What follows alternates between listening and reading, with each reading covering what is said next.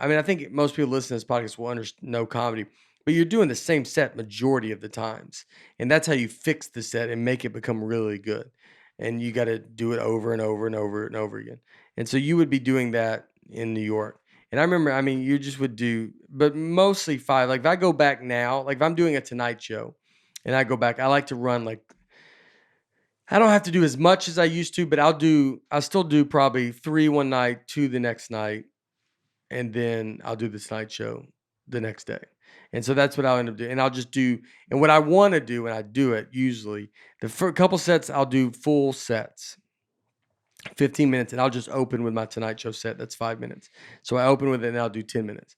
And then, but the last day, I like to do just 5. I want to do just, I don't want to do 15. I want to do my 5. I want to pop in and be able to do, so I can truly time it and know what the set is at, what time it is at.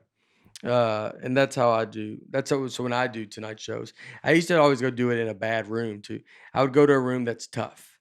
Really not a comedy club. I might find a little bar and then go do somewhere where the audience is not going to be great. Cause I knew if I could do the set during that, I could do it at the time. I wouldn't be nervous at the Tonight Show. Cause in my head, I'm like, well, I did this where no one laughed and everybody hated me.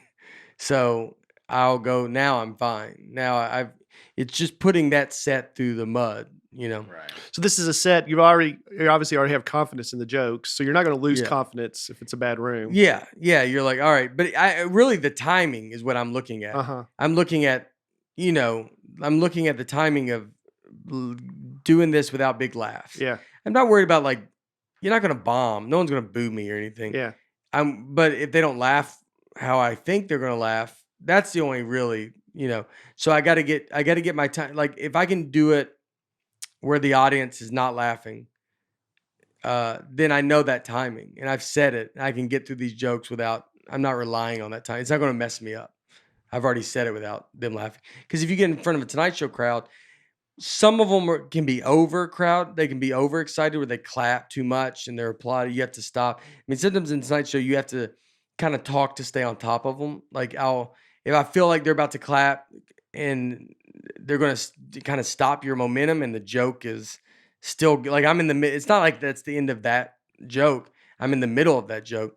And you got to kind of be like, and then I went to the store. So I went to the store the other, and you got to do that. And that's how you kind of keep them at bay. Like, that's how you kind of be like, no, I'm not done without saying, no, I'm not done. Uh-huh. And that happens a lot. Yeah. And you just got to kind of stay on top of You're them. controlling them. Yeah. You're just controlling the response because you're like, I can't really, we can't get out of it. If we all clap and we get out of this, it's going to feel weird for me to get back into it, but I have to get back into it. So you're trying to like keep everything, the rhythm of it's really great. Cause I mean, they like the joke, and the TV crowd is going to be, they're a little more hoorah than a normal crowd. But I mean, I always say Tonight Show, when you do a Tonight Show set, it's not like you go have the greatest, you feel like the reaction is the greatest you've ever been a part of. I never think it is. I think you end up getting bigger laughs at a comedy club the night before because the comedy club is built for that. Mm-hmm. And when you do a Tonight Show, I mean, Tonight Show is actually a really good setup for late night shows. That you walk out and you stand, there's a little 4-leaf clover right where the thing is. They ask you if you want to hold the mic, whatever you want to do. Fallon does a great job of telling them what's going to happen. He does an awesome, I mean, I've seen a lot telling the comic? No, the audience. Oh, the audience. So all I've ever done is Conan. I did Late Night with Conan. Conan when he was at TBS. I did Late Night with Jimmy Fallon, and then Fallon when he was at Tonight Show. So those were all in different studios. And Conan was Late Night with Conan was a good setup. When he went to TBS, not a good setup. You're very far. The audience is set up where you walk out and there's some people kind of right in front of you, and then think of like a kidney bean. Like that's what the seats kind of are shaped like that. It kind of goes that way. So someone's really far away from you. Like a lot of people are really far away from you. So the audience is not kind of on you. So you just got to get, that's a kind of a weird setup, and it can throw people off where you're kind of like, what is this? But you Why? got to face the camera, right? So you can't turn and kind You of. can look at the crowd. You try not to look at the camera too much. I mean, I think people have decided, is like, what do you want to do? Do you want to talk to? Here's the problem. Like, if you're watching on YouTube, like, if you can, what I always think about when I'm performing and what I've noticed, the audience is going to be, they're a little bit above. So they're above the camera.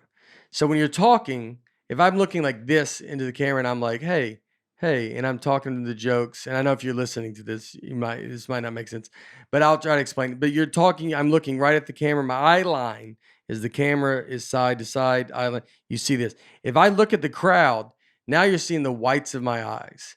And so I've done it.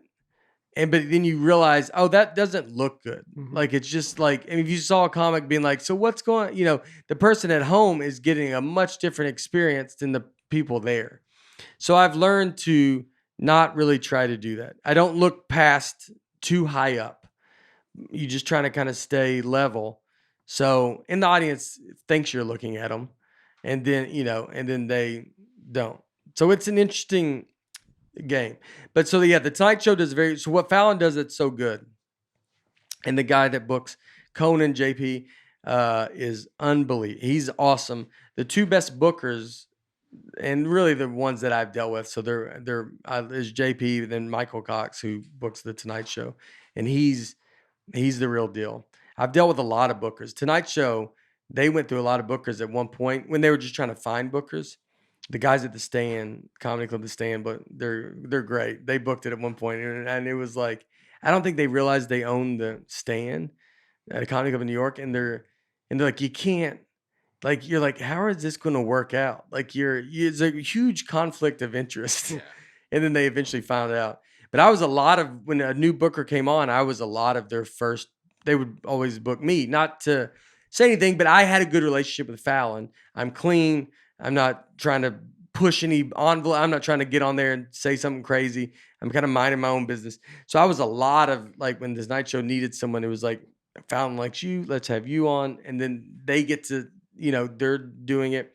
But the guy that books the Night Show now is amazing, and he's really good because you got to send them your set. They got to look at the set. I mean, it's much different. When I first started, it was, you got to have this stuff on tape. You have to. My first Conan, I mean, I feel like I'm just keep rambling. Anyway, let me say the Tonight Show. So what Fallon does is he goes, and before he brings you out in front of the crowd, like you talk to him backstage, it's a wonderful, everybody that works there is wonderful. Every time I go back, I see it. The Roots are amazing. They always come and like say something very nice. And but before Fallon brings you out, he goes and stands where you're going to stand, and he talks to the crowd that's there, because you need that crowd to be great, because that's your reaction. Yeah. And so he's like, we got a great stand-up comedian. He's going to be coming out. He's so funny. It's great. You're going to love it. He's going to stand right here, and you're going to enjoy it. And so that's so important, because now they know where you're going to come. They know where to look. They know, like, he's setting you up very nicely. And then he brings you out, and you always wave at the band. I always heard that was like kind of a thing with some of these late night shows. Some people come out, not comics, but could be anybody, the celebrities, and they don't acknowledge the band, and it looks bad. Like, or, people, it's just kind of, and so you're like, oh, do you do it? Do you not acknowledge them? Do you acknowledge them? And I always heard you got to acknowledge them, because you look crazy. I've never thought about that. Yeah, me either. I'm going to notice it every time now, though. Yeah, I think everyone will. Do they wave at the band, or do they not? You got to give a fair that some people could be nervous, and they're not thinking, they're going to walk out and be like, oh yeah, it was a blur, dude. I didn't even notice the audience. But, How nervous were you when you first did it? When I first did it, the first one I did, Conan. So how I got Conan, the first one was, I was in New York, Eastville Comedy Club, and they were doing auditions. And they would come and just watch comics. They'd do a showcase. We're going to watch comics. And so my managers went and got them, my old managers. And they went and got them. And I got the audition. I did it. The set went good. And I was on the next week. So it was very quick. And this was with Late Night with Conan O'Brien, right before he left. And then the second time I did it, he was about to leave and go take over the Tonight Show. And it was like, I want to say it's like February. I did it in September, and then they were doing other auditions at Eastville, and I wanted to do it in February. And I told my managers, my older managers, I was like, hey, I want to do it again. And they were like, it's too soon. You can't do it. And I was like, I think I can do it. And they're like, no, they're never going to, there's no reason to even go try. And I knew Mulaney, who I started with. John Mulaney we kind of started at the same time.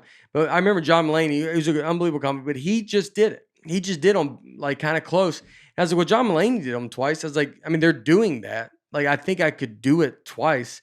And they were like, no, it's crazy. So I went and I knew obviously the booker of the club.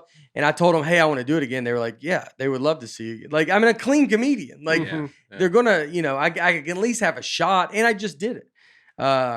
So I went and did it. And I did not tell those managers. I was like, I'm not going to tell them. I wanted to just get on Conan and them see me on Conan.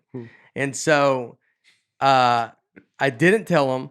And then they call me because it's the Steinbergs, these managers. I love them. They made it. I think I would tell them this story. I might have told them this story. They were known. They were New York managers. They're two brothers, and they're actually awesome. Great. I still talk to Evan. Like, he's in Arizona now, but they get the Conan people call my managers that day and say, hey, Nate's got to be there at the club, whatever. And so then they call me and they go, so you got to be at the club for the Conan audition. So you're doing it? And I was like, yeah, y'all told me I couldn't do it. And I just asked the club and they're letting me do it. And then, so I went down to Conan and I did it. And the set went great. And I did it the next week and I did it again. And that one I did with. Were they mad? No, they were happy. They don't care. Like, it's like they're like, whatever, you did it. Good for you. But you were hoping they just turned on the TV that night and saw you back on it again. Oh yeah, that was what I was going for. And if I would have known, I didn't know that they would have called and said, here, tell Nate what time we're coming. But or I would have stopped that. Yeah. I would have been like, don't tell them. I was really trying to. And then but I didn't know that they called your manager. I didn't think about it because I was new to all this kind of. But yeah, I was hoping that I could just show them. I would have loved it just to have been like to see me on. It would have been very funny. But that was when I did those. I was nervous.